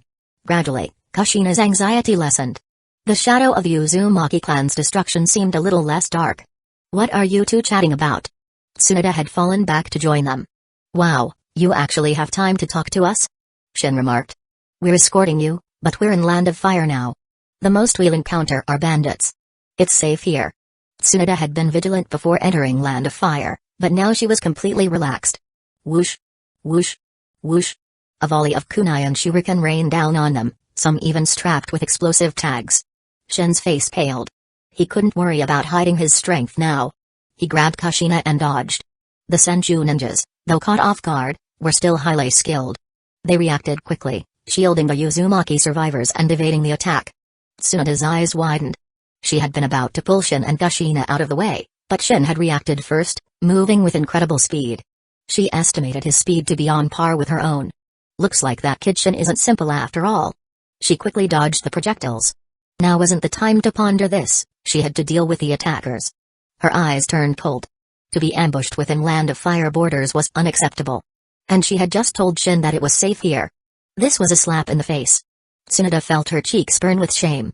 These attackers would pay. Shin and Kushina took cover behind a large tree, Shin's arm protectively around Kushina. His eyes darted around, alert for any movement. If only I could awaken the Uzumaki clan's mind's eye of Kagura. The mind's eye of Kagura was a sensory technique unique to the Uzumaki clan, one of the most powerful in the ninja world. When activated, it allowed the user to sense chakra fluctuations within a radius of several dozen kilometers. With a known chakra signature, it could pinpoint the target's location, movement, number of people, and even their speed. Its sensory capabilities were comparable to the Byakugan. Unfortunately, very few Uzumaki could awaken this ability. In the original story, only Karen was known to possess it. Shin didn't know if he could awaken it. If he had the mind's eye of Kagura, he could easily pinpoint the enemy's location and movements, making it easier to defend against them. Unlike now, where he was forced to rely on his senses and constant vigilance to avoid being caught off guard. Shinobi were masters of assassination, surprise attacks were their specialty. Kushina, don't be afraid. I'll protect you. I'm not afraid. Kushina said, clenching her fists. She hated being the damsel in distress. I have to train harder. She resolved to become stronger so she wouldn't be a burden to Shin. As Shin and Kushina hid, the battle raged. Over 20 ninjas, clad in identical uniforms and without forehead protectors, emerged from the forest. It was impossible to tell which village they were from. They charged towards the Senju ninjas, weapons drawn. Tsunade channeled chakra throughout her body, activating her monstrous strength. A powerful aura enveloped her. Die. She punched one of the attackers, sending him flying like a ragdoll. He was dead before he hit the ground. That was the power of Tsunade's monstrous strength. Chapter 13, Arrival at Hidden Leaf Village. Yikes, that's brutal. Shin watched from his hiding spot as Tsunade pulverized another ninja with a single punch, the impact leaving the poor guy looking like he'd been hit by a truck. Shin winced. Twice. This woman's strength is ridiculous. I must not. Wait, what am I even thinking? Shin, what are you muttering about? Kushina nudged him. Nothing. Kushina, don't you think she's a bit violent? Shin eyed the mangled remains of the ninja. He wouldn't want to be on the receiving end of one of those punches. Violent? Nah, she's all right. Kushina said, her eyes practically sparkling with admiration. Shin instinctively took a step back. Did Kushina have violent tendencies? He suddenly remembered that Kushina's temper wasn't exactly angelic. Shin turned his attention back to Tsunade. Her strength was probably at elite Jonin level, but she was displaying power far beyond that. One-punching ninjas like they were toddlers. Who sent these guys? Shin observed the attackers. Initially, he thought they were after the Uzumaki survivors. But now it seemed they were targeting the Senju. He noticed that Uzumaki Hikaru was no longer under the protection of the Senju ninjas. If the attackers were after the Uzumaki, they would have gone for Hikaru. A strange thought crossed Shin's mind. Could these ninjas be from Hidden Leaf Village? It wasn't impossible. They were in Land of Fire, after all.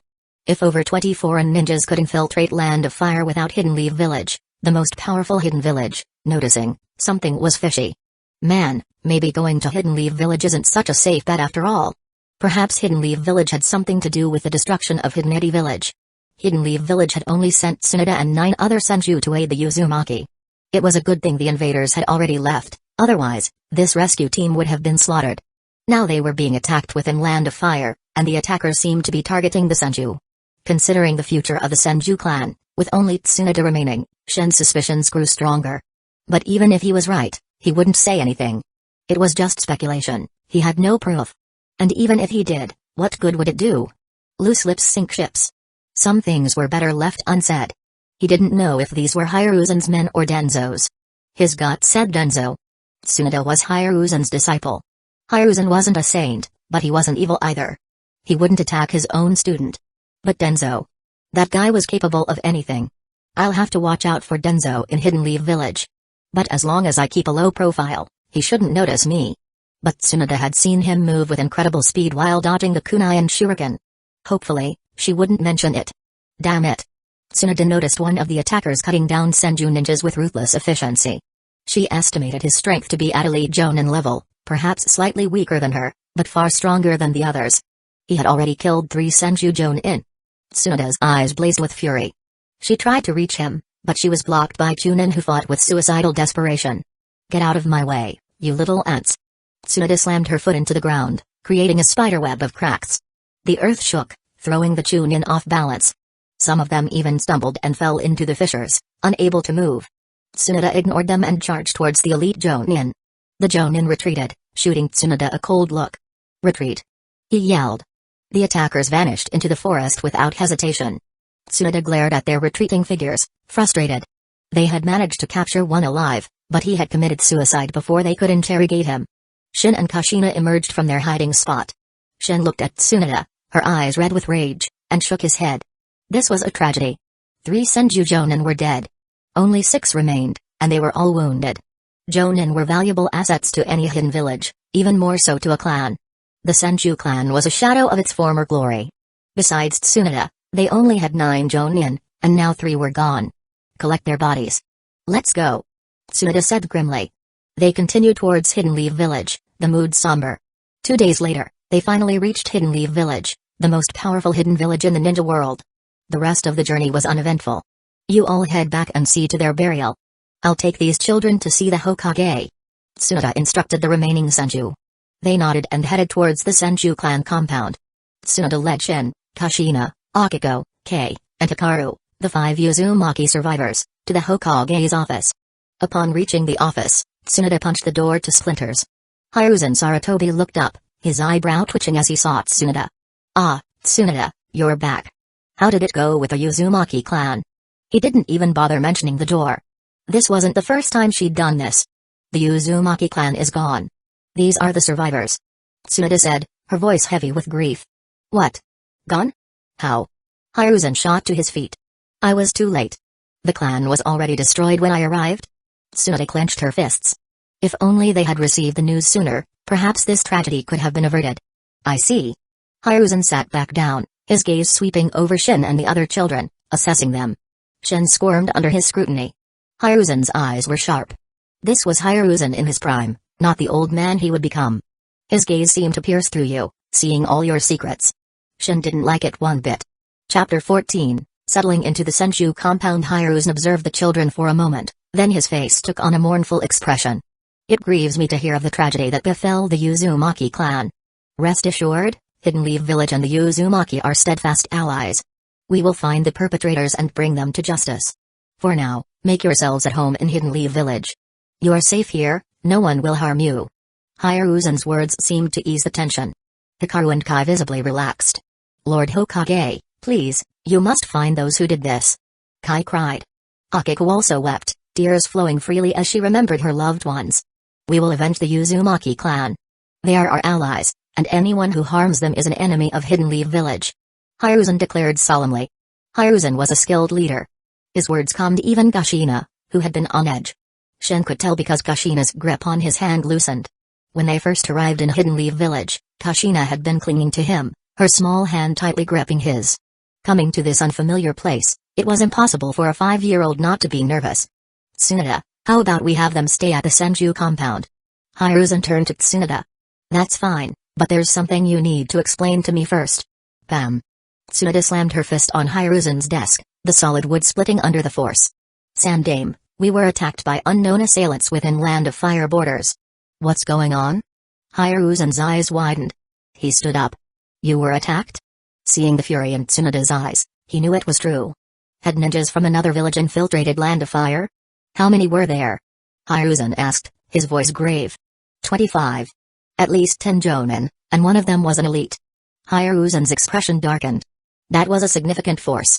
If they were indeed foreign ninjas, this could be a serious threat. Tsunade, this is my oversight. I failed to detect such a large force within our borders.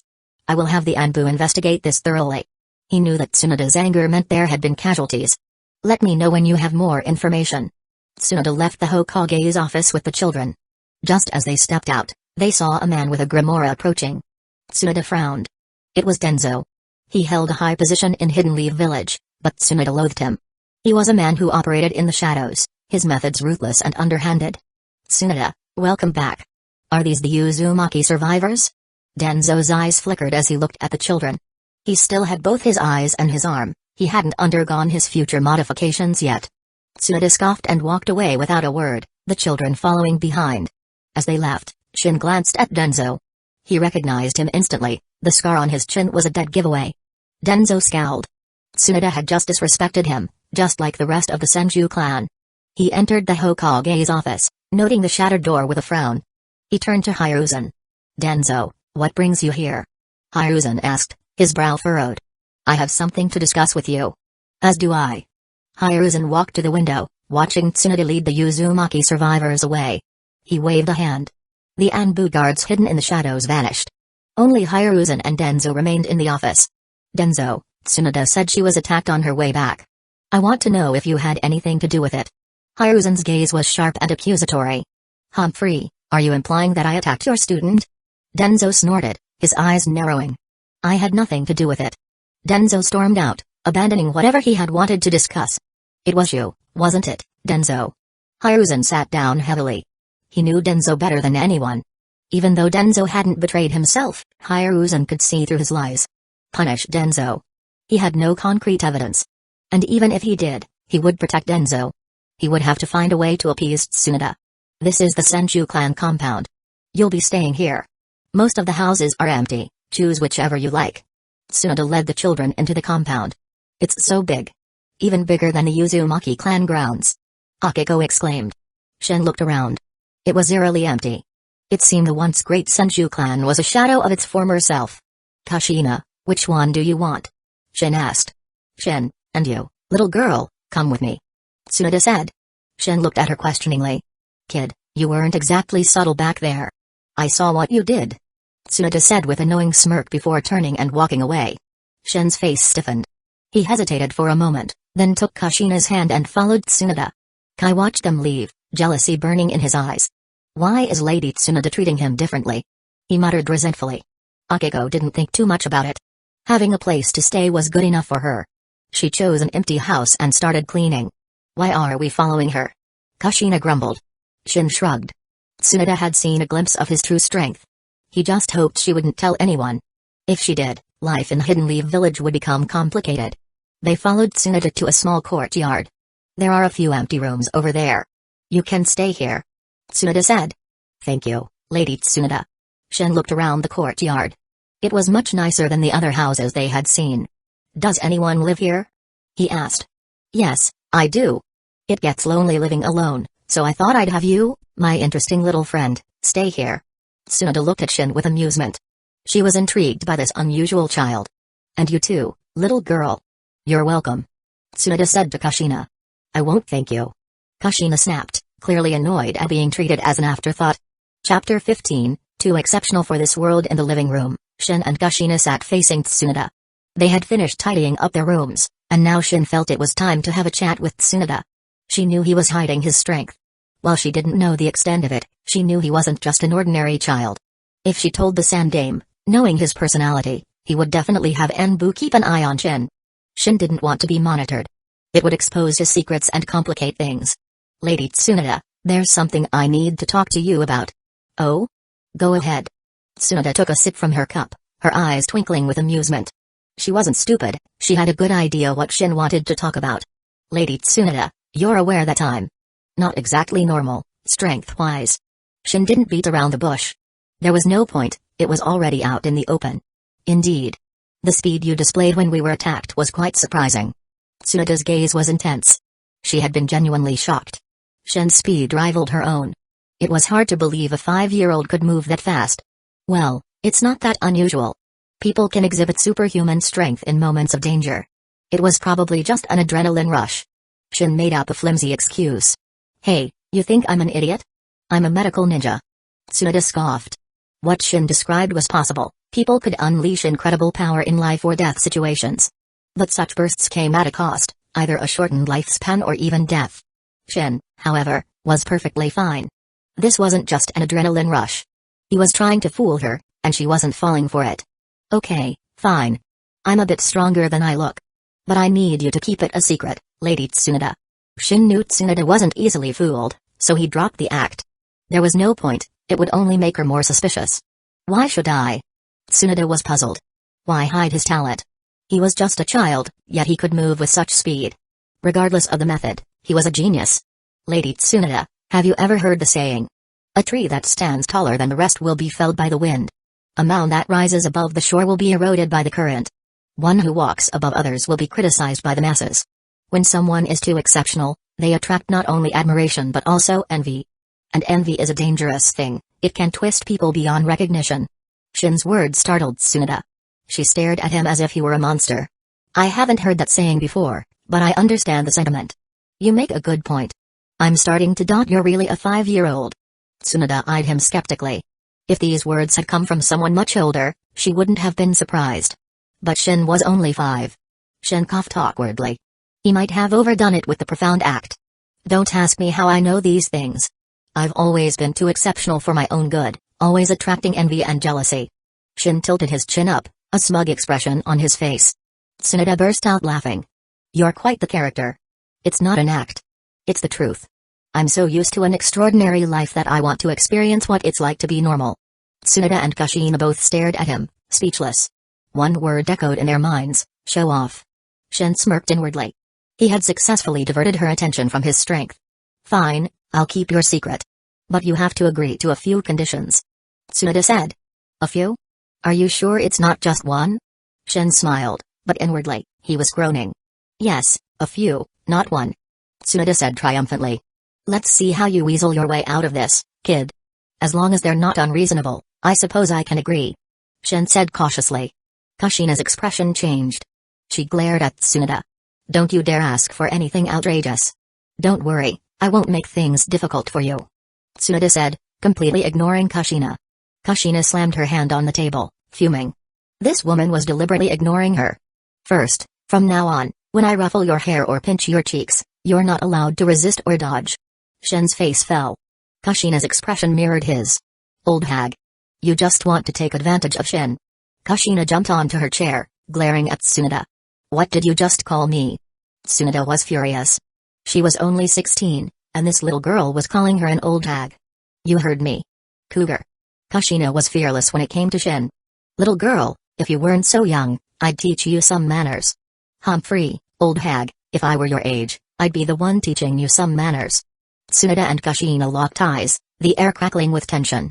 Ahem, shouldn't we focus on the important matters at hand? I agree to your condition, Lady Tsunoda. Shin interjected. Tsunoda narrowed her eyes. Shin had been so resistant to her touch before, why the sudden change of heart? Was he up to something? She wasn't going to underestimate him now. In truth, Shin was playing the long game. He'd let her have her fun for now, but he'd get his revenge later, with interest. He'd make her regret taking advantage of him. Shin, you agreed? Kushina looked at him, betrayed, then turned away, refusing to acknowledge him. Seeing Kushina's anger, Tsunoda felt a strange sense of satisfaction. Then she mentally slapped herself. Why was she competing with a 5-year-old? Now, onto my other conditions. Tsunoda announced. She watched Shin closely, trying to gauge his reaction. But to her disappointment, his expression remained unchanged. He even gestured for her to continue. Tsunoda's suspicion grew. Something was off. She had no idea that Shin was planning to settle the score in the future, with interest. Chapter 16, A Spar with Tsunoda. Weren't you going to tell me your other conditions? Cat got your tongue? Shin looked at Tsunoda expectantly. I haven't quite decided yet. I'll let you know later. Tsunoda looked at Shin, her mind still searching for suitable conditions. You might not get another chance. Shin's words held a hidden meaning. He was confident that his strength would soon surpass Tsunoda's. With his perfect sage body and a systems cheat, his growth rate was unpredictable, even to him. Speaking of which, I'm curious about your strength. Come with me to the training grounds. Tsunoda stood up and led Shin to her private training area behind the courtyard. It was a spacious area. Kushina trailed behind them, her cheeks puffed out like a disgruntled chipmunk. She was still sulking. All right, Shin, let's spar. Wait, what? Shin stared at Tsunoda in disbelief. Spar with her? Was she joking? He was no match for her right now. He wasn't into masochism. Don't worry, I'll go easy on you. Tsunoda said reassuringly. Go for it, Shin. Beat her. Kushina cheered, pumping her little fist. Kushina, are you crazy? If I could beat her, I would. But I can't. Do you want to see me get pulverized? Shin whispered to Kushina. Pulverized? That bad? On second thought. Kushina recalled Tsunoda's brutal display during the ambush and shook her head. One punch could turn a person into a mangled mess. Fighting her was definitely risky. How about we settle this peacefully? I'm not a fan of violence.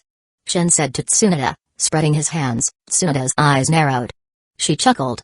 Fine, if you don't want to fight, then you can just take a beating. With that, she threw a punch at Shin. Feeling the force of the blow, Shin's eyes widened. Was she serious? He didn't think she would actually hurt him, but his instincts screamed at him to dodge. Quick reflexes. Tsunoda retracted her fist, impressed. Even a Chunin wouldn't have been able to dodge that. Hold on. Shin quickly stopped her as she prepared to attack again. There's no benefit for me in fighting you. So, I'll have to decline. Benefit? What kind of benefit do you want? Tsunade asked. Well, if you teach me a knee-rank jutsu, I wouldn't mind sparring with you.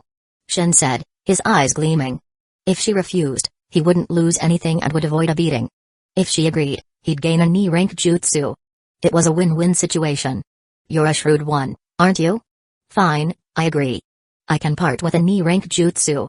Tsunade said nonchalantly.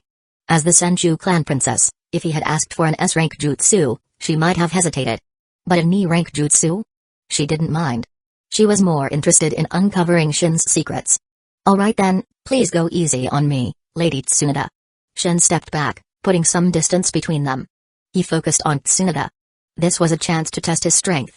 Of course, there were some things he wouldn't use, like the Rasengan and the adamantine sealing chains.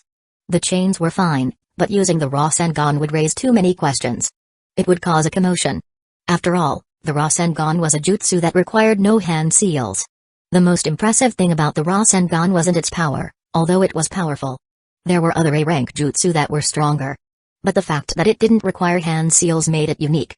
No hand seals meant instant activation. In a life-or-death battle, even a fraction of a second could make all the difference.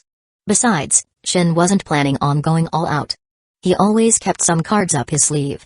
He knew Tsunade would keep her word about not revealing his strength, but he was still used to hiding his true abilities. You can make the first move, Tsunade said. Then I won't hold back. Shin wasn't going to be polite. He was clearly at a disadvantage. Holding back half his strength, Shin charged towards Tsunade. When he was 3 meters away, he leaped into the air, aiming a punch at her face. You can do it, Shin. Kushina cheered nervously. You little brat. Tsunade scowled. Attacking someone's face was a low blow, especially a woman's. The fist might be small, but the force behind it was undeniable. Tsunade dodged. She wasn't going to take that punch to the face. Don't jump so carelessly, kid. You have no leverage in the air. Let me show you how it's done. After dodging Shin's attack, Tsunade retaliated with lightning speed, aiming for his stomach. Bam! Wood splintered. Her fist connected, not with Shin's body, but with a log. He had used the substitution jutsu. Tsunade's eyes narrowed. She spun around and threw another punch. Their fists collided. Shin was sent flying backward. Just before he crashed to the ground, he twisted in midair, landing gracefully on his feet. Tsunade shook her arm, the ground beneath her cracking slightly. What a strength! Her arm was numb. She hadn't used her monstrous strength, but even her normal punches packed a wallop. What kind of monster was this kid? How could he be so strong at such a young age? Hey, are you alright? Tsunade asked, concerned. After using the substitution jutsu, Shin had appeared behind her, launching a surprise attack. Her counterattack had been a bit hasty, she hadn't controlled her strength. Ouch! That hurts. I think my arm is broken. I can't continue. Shin cried out dramatically, his expression exaggerated. Shin, are you hurt? Kushina rushed over, checking his arm with worry. She glared at Tsunade. Tsunade also hurried over to check on him. Her punch had been powerful, even a jonin would have been injured. Ahem, Kushina, I'm fine. Shin winked at her. Kushina relaxed, understanding his silent message. He was faking it. Chapter 17, Uzumaki Mitosari, Shin. I didn't control my strength back there. Here, let me heal you. Tsunade approached Shin, a green glow of chakra forming in her hand. She was about to use medical ninjutsu. Shin didn't feel a thing. He wasn't injured, there was nothing to heal. Even if he had been injured, with his perfect sage body, he would have recovered in moments. Tsunade's expression shifted from concern to anger. You little liar. She threw a punch. Shin dodged just in time. Busted. Shin mumbled, rubbing his nose sheepishly. Tsunade was the best medical ninja in Hidden Leaf Village, fooling her was a long shot. Ahem, Lady Tsunade, as you can see, I'm not that strong. How about we call it a draw? Tsunade looked at him, then nodded. She felt she had a decent grasp of his abilities. He was strong and fast, likely at elite Chunin level, maybe even higher. He had used the perfect sage body proficiently, but hadn't displayed any other jutsu. It was hard to gauge his combat experience from just a few exchanges, especially since she hadn't gained the upper hand. She watched Shin chatting with Kushina, seemingly unharmed, then flexed her slightly numb arm. Monster, she thought. No wonder he wanted to hide his strength. If it were exposed, it would only cause him trouble. If only she knew he hadn't even used his full power. Lady Tsunade, about that A-rank jutsu. Shin looked at her expectantly. I keep my promises. What's your chakra nature? Tsunade asked. No need to ask, Lady Tsunade. I want to learn the multi-shadow clone jutsu. Shin had already decided. The multi-shadow clone jutsu would be incredibly useful to him. The multi-shadow clone jutsu? Tsunade frowned. You should choose another jutsu. The multi-shadow clone jutsu is dangerous. It's forbidden. The multi-shadow clone jutsu could be fatal if not used carefully. Tsunade was hesitant to teach it to Shin. Lady Tsunade, I understand the risks. I'm an Uzumaki, remember? Shin smiled. The multi-shadow clone jutsu would accelerate his training significantly. He already had the shadow clone jutsu, but creating clones one by one was inefficient. Fine. I don't know why you want to learn this jutsu, but I'll teach you. Just promise me you'll be careful. Seeing his insistence, Tsunade agreed, but she stressed the dangers of the jutsu. Even for an Uzumaki with large chakra reserves, it was a jutsu to be treated with caution. I haven't learned the multi-shadow clone jutsu myself, but I have a scroll with the training method. Here you go. Tsunade pulled out a small scroll and handed it to Shin. You're just going to give me the scroll and let me figure it out myself? Aren't you worried I won't be able to learn it? You have the scroll, it's up to you to learn it. Honestly, I'd prefer it if you didn't. Tsunade said bluntly. Shin shrugged. Not learning the multi-shadow clone jutsu wasn't an option. It wasn't that difficult for him. It only required a single hand seal. For ninjas with limited chakra, it might be challenging, but Shin had chakra to spare. Oh, I almost forgot. Tsunade smacked her forehead. You two need to come meet my grandmother. Shin's heart skipped a beat. Tsunade's grandmother was Uzumaki Mido, the wife of Hashirama Senju and a former princess of the Uzumaki clan. Mido knew all the Uzumaki sealing jutsu and was the previous Nine-Tails Jinchuriki. She must be powerful. Shin guessed her strength might even surpass the Sandame's. Of course, this was just speculation. Perhaps she wasn't a combat specialist. Tsunade called the other 3 Uzumaki survivors. They were all going to meet Mido. They followed Tsunade deep into the Senju compound, arriving at a small, elegant courtyard. There, they met Uzumaki Mido. She looked quite old, which made sense, considering she had lived through the Warring States period. But Shin was confused. Didn't Mido have the strength of 100 seal? Why did she look so old? The strength of 100 seal was an S-rank jutsu that allowed the user to store chakra in their forehead, marked by a diamond-shaped seal. When needed, the stored chakra could be released by using the release technique. And it had another benefit that women would kill for: eternal youth. Mido knew the strength of 100 seal. Why didn't she use it to maintain her youth? Perhaps she no longer cared about her appearance. After all, she was nearing the end of her life. Why bother with such superficial things? Grandmother, I'm sorry. The Uzumaki clan. Only these few remain. Tsunade hung her head, unable to meet Mido's eyes. Mido sighed. She hadn't expected the Uzumaki clan, with its 1,000-year history, to meet such a tragic end. Her gaze swept over Shin, Kushina, and the others, finally settling on Shin. Shin felt a strange sensation as Mido's eyes locked onto him. It was as if she could see right through him, even more so than the Sandame. Mido gave Shin a kind smile. What's your name, young man? Uzumaki Shin. Shin met her gaze. He could sense no hostility from her. Shin, I can sense an extraordinary power within you. I hope you use it wisely. Mido said, her voice solemn. Extraordinary power? Tsunade looked at Shin, surprised. Shin's heart pounded. Was she referring to his perfect sage body? Had she seen through him? Then he remembered Hashirama Senju, who also possessed a perfect sage body. And Mido was his wife. It wasn't that strange for her to be able to sense something like that. In truth, Mido didn't know about the perfect sage body. She simply sensed a life force within Shin that was similar to Hashirama's, vast and vibrant. Chapter 18, Tsunade's brother, Nawaki. After a short visit, they left as Uzumaki Mido retired to rest. Hey, my grandma said you have some extraordinary power. What is it? You seem to have a lot of secrets. Tsunade fixed Shin with a curious stare. How should I know? Shin shrugged, feigning ignorance. He couldn't reveal his perfect sage body. Besides, even if he did, no one would understand what it meant. Hashirama Senju was remembered for his wood style, not his sage body. But without the perfect sage body, his wood style wouldn't have been so devastatingly powerful. Yamato's wood style, for example, was only slightly stronger than regular jutsu. It was even dubbed pseudo-wood style. Speaking of the Senju clan, they must have some wood-style jutsu scrolls left behind by Hashirama. Shin was eager to see them. He didn't have the wood-style KK Genkai yet, but he was confident that with enough research, he could develop it. Not the watered-down version Yamato had, but the real deal, like Hashiramas. Shin, what are you thinking about? You're about to walk into a wall. Kushina pulled him back, snapping him out of his thoughts. Shin stared at the wall in front of him, embarrassed. If Kushina hadn't stopped him, he would have walked right into it. Seriously? Are you blind? Tsunade chuckled. Shin glared at her. He really wanted to punch her right now. But he wasn't strong enough yet. He'd have to bide his time. He'd get her back one day. Tsunade noticed his glare but dismissed it. By the way, I'm planning on enrolling the four of you in the academy. Tsunade looked at Shin, Kushina, Kei, and Akiko. They couldn't stay at the Senju compound forever. They were at the right age to start school, and Tsunade thought the academy would be a good environment for them. Of course, if you don't want to become ninja, you don't have to go. She wouldn't force them. I'll go. I want to be a ninja and avenge my family. Kai declared, his eyes burning with hatred. I want to go too. Akiko said. The destruction of the Uzumaki clan had taught her a harsh lesson about the importance of strength. She wanted to become a ninja, at least strong enough to protect herself. Alright, since you've both decided, I'll talk to the Sandame tomorrow. Tsunade said. Hey, you haven't asked us yet. Oh? Don't you two want to become ninja? Tsunade looked at Shin and Kushina, surprised.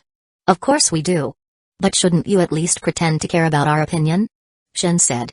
Tsunade clenched her fist, annoyed. Brat, if you don't want a beating, stop messing with me. Shin wisely shut his mouth. Knowing Tsunade, she would make good on her threat. Lady Tsunade, what about me? Hikaru, the only adult among the survivors, spoke up. You. If you can pass the test, you can become a Hidden Leaf Village shinobi. If not, you'll have to find another way to make a living. Tsunade said. Hikaru thought for a moment. Please tell Lord Hokage that I want to become a Hidden Leaf Village shinobi. Fine, I'll let him know. But whether you become one or not depends on you. With that, Tsunade left with Shin and Kushina. Akiko, Kei, and Hikaru headed towards their assigned houses. Damn it. Why is Lady Tsunade so nice to that Shin? Kai seethed with jealousy. And earlier, when they met Uzumaki Mido, she had mostly focused on Shin, ignoring him completely. He already had a grudge against Shin. Now, fueled by jealousy, his hatred deepened. Akiko and Hikaru glanced at Kai but didn't say anything.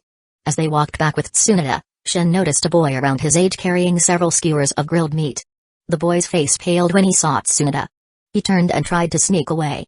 Nawaki. Stop right there. Where do you think you're going? Tsunade marched towards the boy, her expression fierce. Is that Tsunade's brother, Nawaki? Shin thought, observing the boy. Nawaki's fate was a tragic one, he died at the young age of 12. Sis. Nawaki turned reluctantly, hiding the skewers behind his back. I saw that. Don't even try to hide it. Where did you get those? I bought them. Bought them? I thought you were broke? Tsunade questioned. The last time Tsunade had lost a gamble, she had tried to borrow money from Nawaki. But Nawaki knew his sister's gambling habits. If he lent her money, he'd never see it again. So, he had lied, saying he had spent all his money on ninja tools. Tsunade had left him empty-handed. Now, he had been caught red-handed with these delicious skewers. Nawaki felt tears welling up. Lying to your own sister? Those are confiscated. In a flash, the skewers were in Tsunade's hands, leaving Nawaki staring at her with puppy dog eyes. Fine, fine. Here's one. There were 4 skewers in total. She gave one to Nawaki, one to Shin, one to Kushina, and kept one for herself. Smells delicious. Even better than the ones we make ourselves. Kushina said, sniffing the air. Yeah, not bad. And they're huge.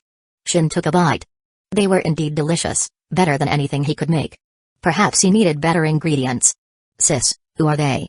Nawaki asked curiously. They're from the Uzumaki clan, distant relatives of the Senju. Something happened to their clan, so they'll be living here from now on. They'll be attending the academy soon. Make sure you look after them. Tsunade said to Nawaki. Oh, hi.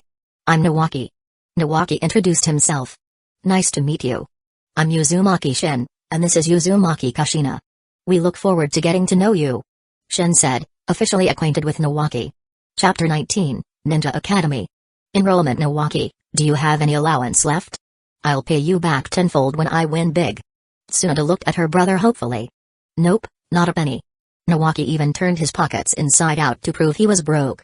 But Tsunade wasn't convinced. She suspected he was hiding money, but she had no proof. Oh well, it seems you're not destined for wealth. Tsunade sighed dramatically. Nawaki breathed a sigh of relief. He wanted nothing to do with that kind of wealth. He sidled up to Shin and whispered, "Remember, never lend my sister money. You'll never see it again." Then he scurried off, afraid Tsunade might overhear. "Doesn't he live with you?" Shin watched Nawaki go, confused. "He lives with Grandma. That little rascal avoids me like the plague." Tsunade grumbled. "That's understandable. If I were your brother, I'd avoid you too." Shin looked at Tsunade pointedly. Who wouldn't avoid someone who took all their allowance? Tsunade might not eat people, but she sure ate money. Shin suspected her gambling habits had something to do with the Senju clan's decline. "Hey, what's that supposed to mean?" "Nothing. Come on, Kushina, let's go." Shin took Kushina's hand and returned to Tsunade's courtyard. He pulled out the multi-shadow clone jutsu scroll and started studying. The jutsu was simple enough. It didn't take him long to master it. He formed the ram seal. Poof! Dozens of Shin clones filled the room. He dispelled the clones and went to inform Tsunade and Kushina that he was leaving the courtyard to explore the Senju compound. He wasn't just wandering aimlessly. He was looking for a suitable training spot. There was a training ground within Tsunade's courtyard, but he didn't want to train there and risk exposing his secrets. After a thorough search, he found no suitable location within the Senju compound. He'd have to look elsewhere in Hidden Leaf Village. But he wasn't going to wander around just yet. He had just arrived, the Sandame was likely keeping an eye on them. He'd wait a while, lay low for now. He also had his replication system to consider. He currently had 3 common replication cards and 1 advanced. The advanced card could copy a wide range of things, S-rank jutsu, Kage-level chakra and physique, even Kekkei Genkai. But there were limitations to copying Kekkei Genkai. He couldn't copy the Rinnegan, or even the Eternal Mangekyo Sharingan. The Mangekyo Sharingan, however, was within reach. If I awaken the Mangekyo Sharingan and then copy another pair, could I evolve it into the Eternal Mangekyo Sharingan? Shin wondered. The Mangekyo Sharingan was the Uchiha clan's ultimate jujutsu, but it had a fatal flaw: overuse led to blindness. It was like a curse. The only way to overcome this was to evolve it into the Eternal Mangekyo Sharingan, which also granted the ability to use the perfect Susanoo. But to evolve it, one had to transplant the Mangekyo Sharingan of a sibling. Shin had no siblings. That path was closed to him. He'd have to find another way. The system was one option. He also suspected there might be other ways to evolve the Mangekyo Sharingan. Otherwise, how did Indra Otsutsuki obtain his Eternal Mangekyo Sharingan? And Hagoromo Otsutsuki's Rinnegan wasn't innate, it had evolved from the Sharingan. Shin wasn't too worried. Even if he couldn't evolve his Mangekyo Sharingan, he wouldn't go blind. He had the perfect sage body. Obito Uchiha had been able to use the Mangekyo Sharingan without side effects after transplanting Hashirama Senju's cells. With the perfect sage body, Shin didn't have to worry about blindness. But even so, he still wanted to evolve his Sharingan into the Eternal Mangekyo Sharingan. He coveted its power. The perfect Susanoo was practically invincible. And with the Eternal Mangekyo Sharingan and his perfect sage body, he could potentially awaken the Rinnegan himself. Just the thought was exciting. But it was too early to think about that now. His Sharingan was only at the 1 Tomoe stage. It would take time to reach the Mangekyo Sharingan, and even then, evolving it wouldn't be easy. By the time Shin returned to the courtyard, it was already dark. He had dinner and went to bed. The next day, Tsunade took Shin, Kushina, Akiko, and Kai to the Ninja Academy. The academy had been founded by the second Hokage, Tobirama Senju. It's already been a while since the semester started, so you'll be joining as transfer students. If there's anything you don't understand, don't hesitate to ask your teacher. Tsunade instructed them. Tanaka-sensei, these children are in your care now. Don't worry, Lady Tsunade. I'll take good care of them. Tanaka-sensei assured her. After entrusting the children to Tanaka-sensei, Tsunade left. As an elite Jonin, she was a busy woman. They followed Tanaka-sensei to their classroom. Shin spotted Nawaki immediately. Hey, Shin, Kushina. You're in our class. Nawaki exclaimed, jumping up. Nawaki, sit down. Tanaka-sensei scolded. Nawaki obediently sat back down. Despite being the grandson of the Shodame Hokage, he still had to behave in class. We have 4 new transfer students. Please welcome them to our class. Tanaka-sensei announced. The other students looked at Shin and the others curiously. Red hair was rare, to have 4 at once was unusual. No, wait, there were 5, including the other red-haired student already in the class. Choza Akimiki. Why don't you all introduce yourselves? You first. Tanaka-sensei said, pointing to Shin. Shin shrugged. I'm Uzumaki Shin. I like beautiful girls and dislike creeps. That's all. Tanaka-sensei's lips twitched. That was certainly an interesting introduction. Chapter 20, Kushina's Jealousy. Uzumaki Shin, don't you think your introduction was a bit short? Shouldn't you talk about your dreams? Tanaka-sensei looked at Shin expectantly. Dreams are fleeting. That's why they're called dreams. Just keep them to yourself, I say. Alright. Next. Tanaka-sensei shook his head and turned to Kushina. Kushina looked at the class, feeling nervous. Shin gently squeezed her hand, reassuring her. Kushina relaxed instantly. I'm Uzumaki Kushina. I like Shin, I hate Tsunade, and my dream is to be with Shin forever. Kushina declared boldly. The class erupted in gasps and whispers. Such a forward declaration. She hates my sister? Nawaki gaped, shocked that Kushina disliked Tsunade. Tanaka-sensei sighed. Kids these days were so precocious. Shin looked at Kushina, who had buried her face in her hands, her cheeks flaming red. Ahem, settle down. Tanaka-sensei cleared his throat and sternly called for order. You two, find an empty seat. Shin scanned the classroom. The only empty seats were at the back, so he led Kushina there. Akiko and Kai gave their introductions.